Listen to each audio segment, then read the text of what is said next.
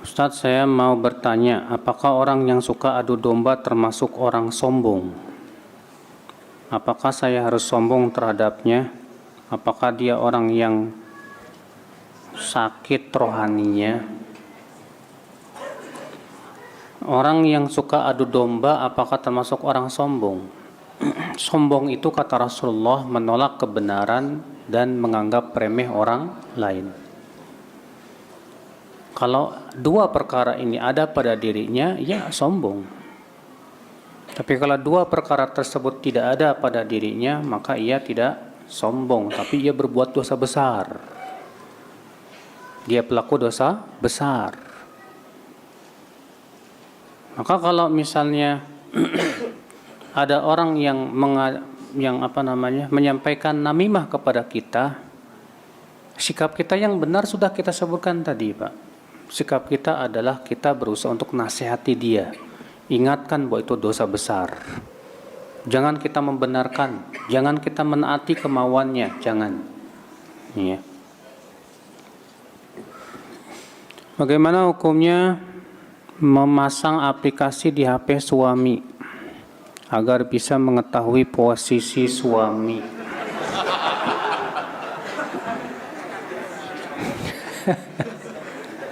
Demi kebaikan kami, jika terjadi apa-apa bisa pantau suami. Ini mah takut suami kawin lagi.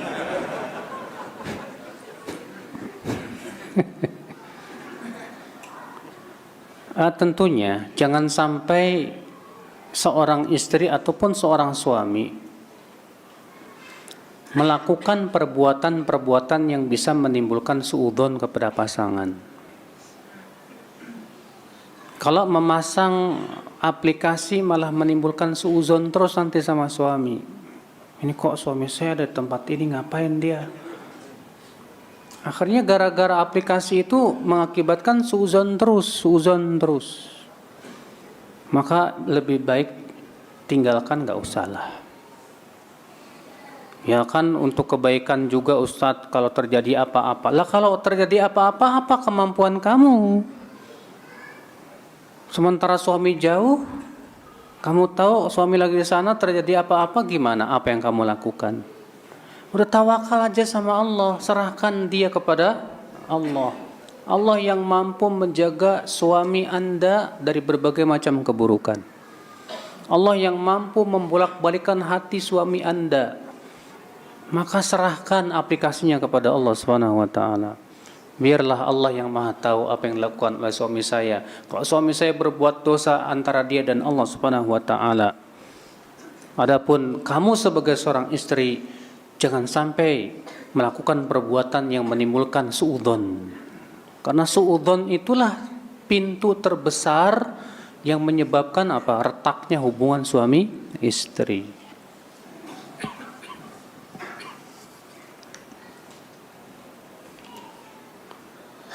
Bagaimana sikap kita bila didiamkan sama tetangga kita, padahal udah menyapa? Baikan lagi, ada masalah kita didiamkan lagi, tanpa tahu salah kita apa.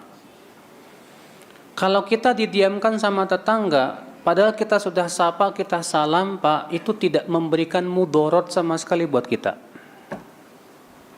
Yang harus kita pikirkan itu, kalau dia mendiamkan saya, padahal saya sudah sapa dia, yang berbahaya buat dia sendiri, bukan buat saya. Emang sih kita cuma sedikit sakit hati aja, tapi kalau kita pikirkan dengan akal kita yang waras, Pak, yang rugi dia bukan kita. Kenapa? Karena dengan sikap dia itu, dia sudah memutuskan hubungan. Dengan sikap dia seperti itu, dia sudah mencukur agama dia sendiri. Dengan sikap dia seperti itu, amalan dia belum diangkat kepada Allah Subhanahu wa taala. Kita enggak. Jadi kita enggak rugi. Apa ruginya kita coba? Rugi? Enggak rugi sama sekali. Justru kita kasihan sama dia, kasihan. Gimana berpikir supaya dia enggak mendiamkan kita. Maka kalau kita amalkan ayat tadi, idfa billati hiya ahsan, tolaklah dengan yang lebih baik. Kok tetangga saya mendiamkan saya ya? Antum langsung pergi ke pasar, beli buah-buahan, beli kue, datang ke tetangga, ini hadiah buat kamu. Langsung tersenyum lebar ke antum. Oh makasih Pak, ya Masya Allah. Tetangga saya ini kok baik banget sih. Ya. Didiemin malah ngasih hadiah. Besok-besok saya diemin lagi, biar kasih hadiah. Insya Allah enggak seperti itu Pak. Ya.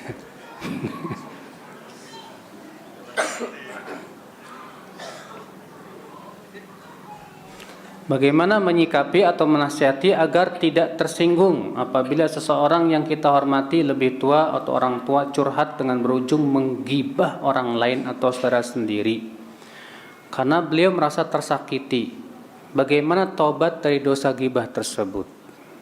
Ya, kalau misalnya ada orang yang lebih tua dari kita curhat ke kita kemudian menggibah dia karena dia merasa sakit hati sama dia, antum hibur. Antum bilang begini, Pak, semua perbuatan dia yang menyakiti hati Bapak itu dosa buat Bapak apa buat dia?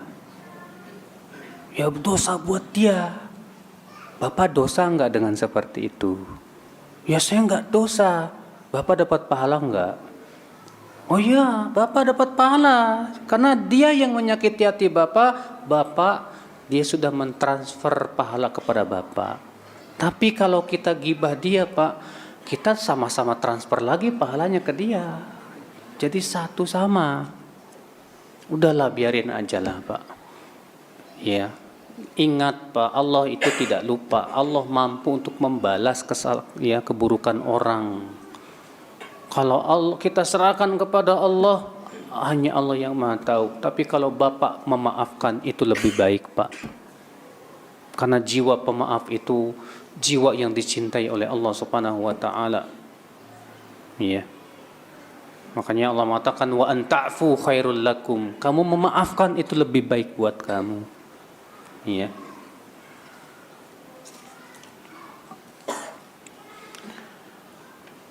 Dulu sebelum hijrah, saya belum sempat mengganti puasa Ramadan yang terlewatkan. Bagaimana cara yang afdal untuk menggantinya? Ini terlewatkannya karena apa? Karena malas, karena sakit, karena uzur, atau tidak. Kalau itu karena uzur, karena misalnya safar, atau karena sakit, maka tetap wajib diqadha walaupun sudah lewat bertahun-tahun. Kenapa Allah Subhanahu wa taala berfirman, "Faman kana minkum maridan aw ala safarin fa'iddatun min ayyamin ukhar." Siapa yang sakit atau ia bersafar, maka gantilah dengan hari-hari yang lainnya. Allah tidak menyebutkan sampai berapa kali Ramadan. Tetap tidak gugur kewajiban untuk mengqadha. Tapi kalau dia tidak puasanya karena malas, dia tinggalkan sengaja. Di sini terjadi ikhtilaf para ulama. Apakah dia wajib qadha atau cukup taubat? Sebagian ulama mengatakan wajib qadha juga selain taubat. Dalilnya qiyasul aula. Apa itu? Artinya kalau orang yang punya udzur saja wajib qadha, masa yang enggak punya udzur enggak wajib qadha? Gimana? Mereka yang mengatakan tidak wajib qadha apa? Kata mereka, perintah untuk mengqadha butuh dalil. Sementara dalil hanya ada untuk orang yang punya udzur saja. Yaitu yang karena sakit, safar, haid dan nifas. Dalil hanya mewajibkan qadha bagi orang yang punya udzur. Sedangkan menyamakan orang yang punya udzur dengan yang tidak punya udzur, itu menyamakan sesuatu yang tidak sama, kata mereka. Bagaimana akan dikiaskan orang yang punya udzur dengan orang yang tidak punya udzur? Sekarang kalau dia mengqadha, apa manfaatnya qadha? Karena qadha sudah tidak ada manfaatnya lagi. Karena fungsi daripada qadha itu adalah untuk menutup kekurangan. Sementara ini tinggalkannya sengaja. Apakah kira-kira akan menutup? Tidak akan tertutup, percuma. Berarti apa? Kewajiban dia bertaubat kepada Allah Subhanahu wa taala, dan inilah pendapat yang saya pilih, yang saya rajihkan. Allahu a'lam.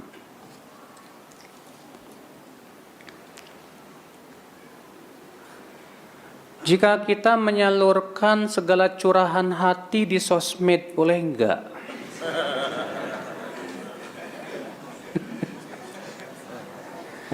Pak,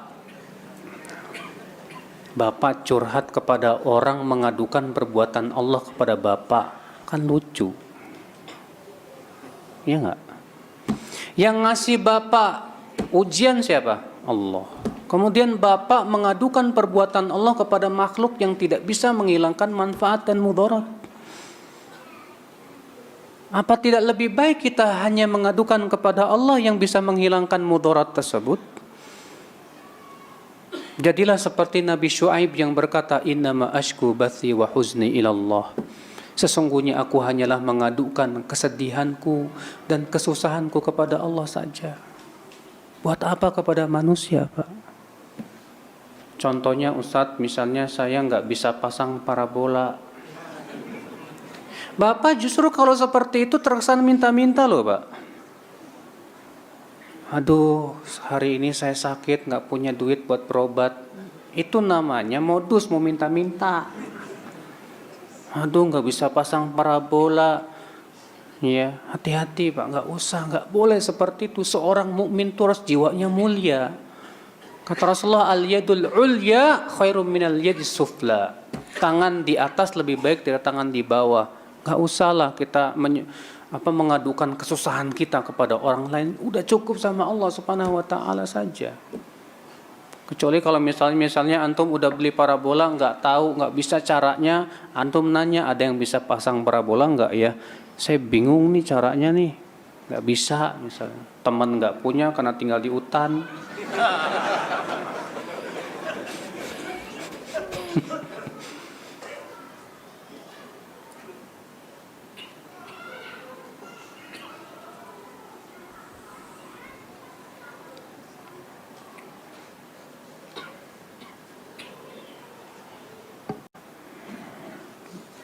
Bagaimana kita mengingatkan kawan yang akhwat yang mau berangkat ke kajian pakai Gojek di sosmed? Gimana itu?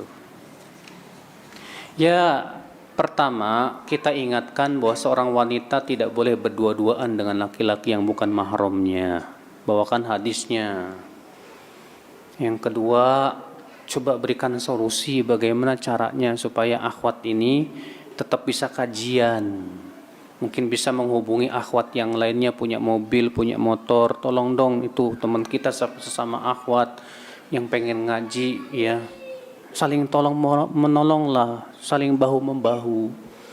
Tapi jangan antum yang nawarin. Oh, gimana kalau saya jemput? Alah, itu setan baru itu.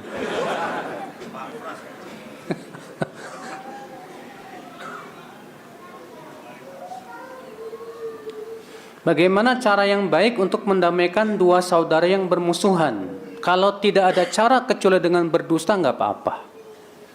Kata Rasulullah, la kadhiba illa fi thalath. Tidak boleh berdusta kecuali pada 3 perkara. Di antaranya mendamaikan dua saudara yang bermusuhan. Nggak apa-apa datang ke si A, kita bilang, A atau nggak A, kemarin saya mendengar si B muji-muji kamu loh A. Dia mendoakan kamu dalam doanya loh A. Datang lagi ke si B, B tahu nggak? Kemarin saya mendengar si A itu Masya Allah, yang jempol banget deh sama kamu. Dia sebetulnya mencintai kamu banget loh. Oh ya, gara-gara itu jadi damai. Alhamdulillah, nggak masalah.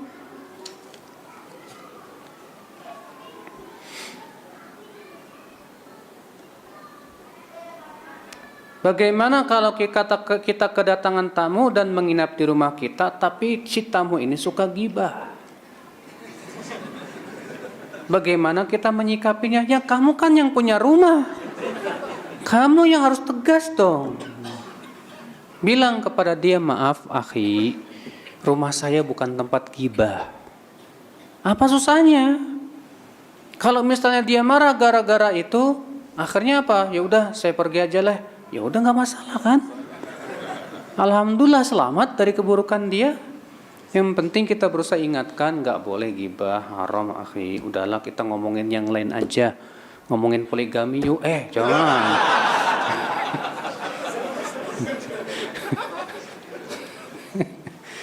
Badi paling kenceng kayak suaranya.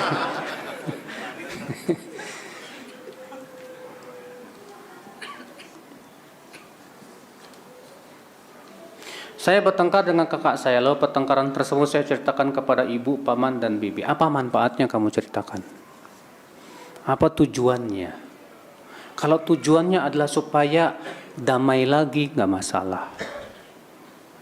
Tapi kalau tujuannya hanya sebatas memuaskan kekesalan, nah itu haram. Nggak boleh ya akal Islam. Ya. Doakan anak bisa poligami. Semoga antum bisa poligami, amin.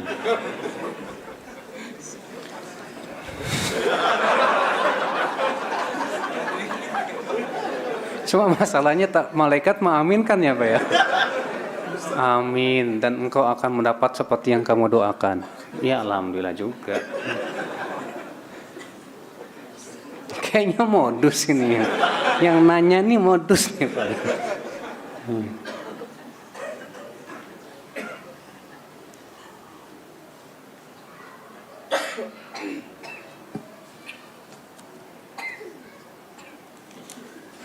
Bolehkah membicarakan keburukan orang lain tapi hanya dalam lingkup keluarga saja, ke anak, ke istri? Enggak boleh. Maaf Pak, sekadang suami sama istri gibah orang. Dikiranya ini kan cuman suami istri. Tetap haram. Enggak boleh. Kalau istri bilang ke suami, mas itu si fulan tuh gini. Istriku nggak boleh gibah, haram. Udah biarin dosa-dosa dia, udah nggak usah kita malah berdosa lagi gara-gara itu. Nggak boleh, ya. Atau kepada anak kita, atau kepada istri kita, memburuk-burukan orang lain tuh haram, Pak. Udah biarin aja lah. Ya. Masih banyak kok obrolan yang lain, kenapa ngobrolin yang itu? Apa saja yang harus dilakukan ketika anak baru lahir? Anak baru lahir yang pertama ditahnik. Tahnik itu kurma dilembutkan banget, kemudian disimpan di mana? Langit-langit. Iya. Kemudian apakah diazankan atau tidak? Dikeomatkan ikhtilaf para ulama. Sebab khilafnya itu adalah bahwa apakah hadisnya sahih atau tidak. Mereka yang mengatakan hadisnya hasan mengatakan itu sunnah. Mereka yang mengatakan hadisnya dhaif mengatakan tidak sunnah. Saya lebih condong kepada orang yang mendhaifkan hadis tersebut, karena jalan-jalannya semuanya tidak ada yang sahih. Ya. Kemudian di hari ketujuhnya diakikahkan. Dengan cara apa? Disembelihkan kambing untuk laki-laki 2, perempuan 1. Kemudian dikasih nama, kemudian dicukur rambutnya, kemudian dikasih minyak wangi, ya.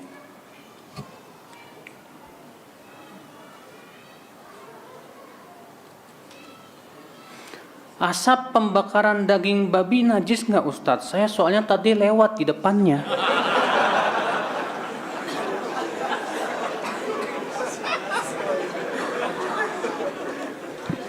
Kalau antum sengaja untuk menghirup, nggak boleh, haram.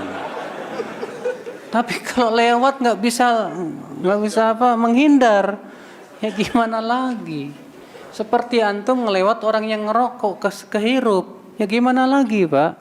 Sulit menghindar. Masa antum tahan napas? Gak mungkin. Ya, memberatkan kalau seperti itu. Apa hukumnya memperbaiki bacaan imam yang salah ketika sholat? Harus, Pak. Karena Nabi SAW menegur sebagian sahabat yang tidak menegur beliau ketika salah di dalam bacaannya. Iya.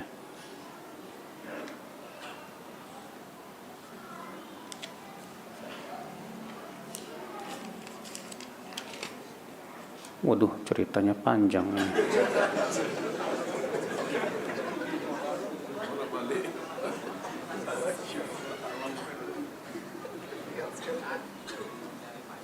masalah fikih.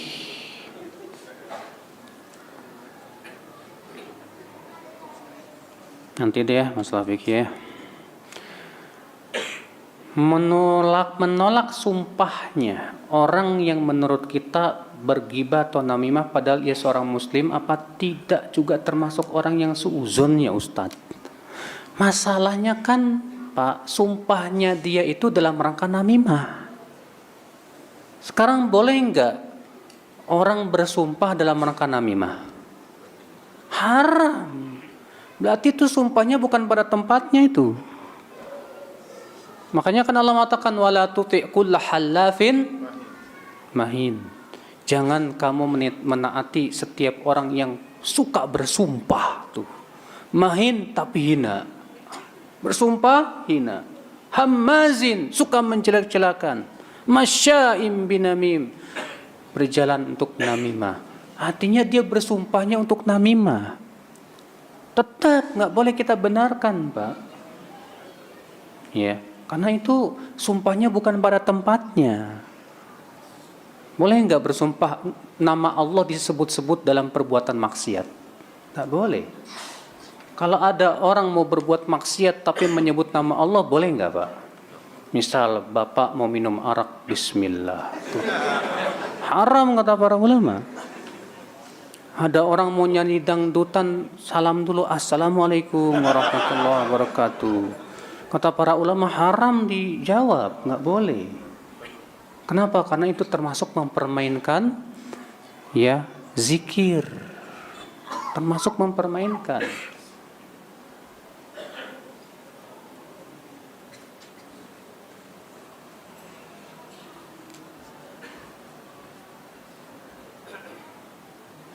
Suatu ketika kita pernah memiliki kejadian lucu bersama teman. Kemudian hari menceritakan kejadian lucu tersebut pada orang lain. Mungkin tanpa ada beliau. Apakah itu termasuk ghibah? Kejadian lucu ini Pak, aib apa bukan? Dan orangnya enggak masalah enggak kalau diceritakan? Maka kan Rasulullah SAW ketika mendefinisikan ghibah apa? Dzikruka akhaka bima yakrah, menyebut saudaramu dengan apa yang ia tidak suka.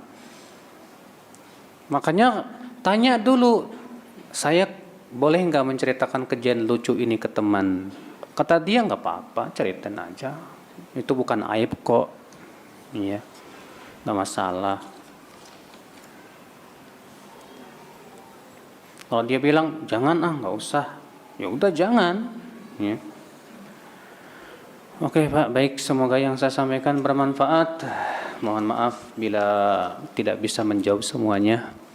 Ibnu Abbas berkata, orang yang menjawab semua pertanyaan itu orang gila, Pak. Dan saya bukan orang gila.